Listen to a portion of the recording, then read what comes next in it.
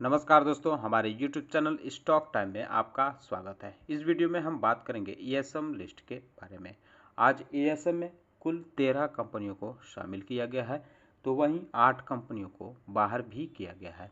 2 कंपनियों पे कड़ाई बरती गई है। इसके अलावा कुछ कंपनियों पे प्राइस बैंड भी चेंज किए गए हैं। तो वो कौन कौन सी कंपनियां हैं जो ESM लिस्ट में शामिल की गई हैं या बाहर की गई हैं, इस पे डिस्कशन शुरू करने से पहले मैं कहना चाहूँगा कि अगर आपने हमारे चैनल को सब्सक्राइब नहीं किया है, कृपया सब्सक्राइब कर लें और बेल आइकन भी दबा लें। तो सबसे पहले हम बात करेंगे ESM के शॉर्ट टर्म लिस्ट के बारे में। ये कल से यानी 23 मई से लागू मानी जाएगी। इसमें कुल शामिल की गई कंपनियां हैं, 9 कंपनियों को शामिल किया गया है ESM के शॉर्ट टर्म लिस्ट में।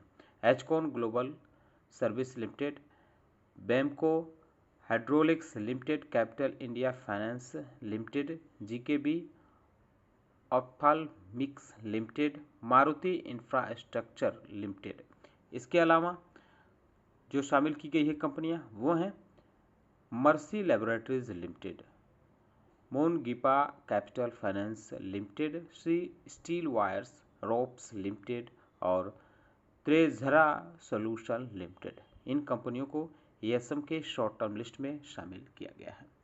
अगर BSE की तरफ से ESM के शॉर्ट टर्म लिस्ट से बाहर की गई कंपनियों के बारे में बात करें तो Advik capital limited, inducto steel limited, फ्रेज 3 autofab limited, India bulls real estate limited. इसके अलावा lords chloro alkali limited, megasoft limited, परनैक्स लैब लिमिटेड। इन कंपनियों को ESM के शॉर्ट टर्म लिस्ट से बाहर किया गया है। ESM के लॉन्ग टर्म लिस्ट की बात करें तो ये लिस्ट है, इसमें 4 कंपनियों को शामिल किया गया है।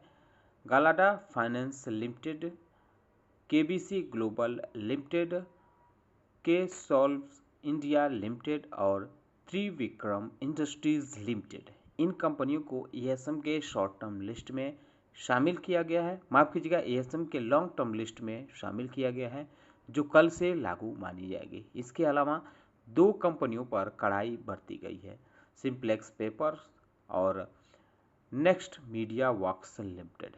इन दोनों कंपनियों पर कड़ाई बरती गई है। इनको ESM के लॉन्ग टर्म लिस्ट के स्टेज 2 में डाल दिया गया है, स्टेज 1 से निकालकर।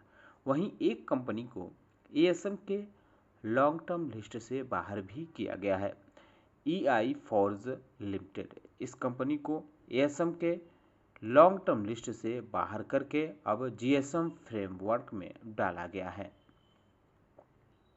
अब बात करें उन कंपनियों के बारे में जिनके प्राइस बैंड चेंज किए गए हैं, तो ये आप देख सकते हैं, एचकॉन ग्लोबल सर्विस लिमिटेड का प्राइस बैंड अब 10% किया गया है।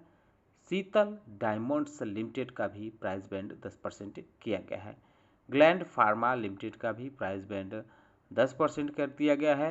NB ट्रेड फाइनेंस लिमिटेड का भी प्राइस बैंड अब 20% कर दिया गया है। अब ये जो कार्रवाई हुई है ये कल से अप्लाई होगी, यानी कल से अमल में लाई जाएगी।